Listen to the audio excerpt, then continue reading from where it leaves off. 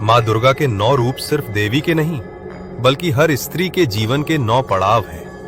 पहला रूप शैलपुत्री। ये रूप है एक बेटी के जन्म का, जो अपने पिता की पहचान से जानी जाती है। दूसरा रूप ब्रह्मचारिणी। ये रूप है उस कन्या का जो शिक्षा और तप के लिए गुरुकुल में प्रवेश करती है। तीसरा रूप चंद्रघंटा। ये रूप है उस युवती का जो विद्या में निपुण होकर दुनिया का सामना करने को तैयार है। चौथा रूप कूष्मांडा। ये रूप है दरवती माँ का, जिसकी गोद में रखा घड़ा जीवन की सृष्टि का प्रतीक है।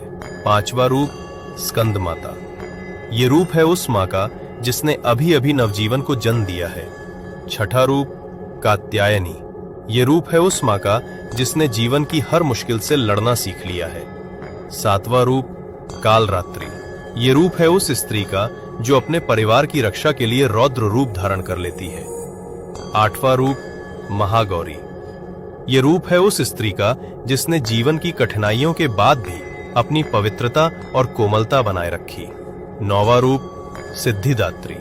ये रूप है उस स्त्री का जो अब संपूर्ण है, परिवार, समाज और खुद के लिए शक्ति का स्रोत बन चुकी है। माँ दुर्गा के ये 9 रूप याद दिलाते हैं कि हर स्त्री खुद देवी है। जय माता दी।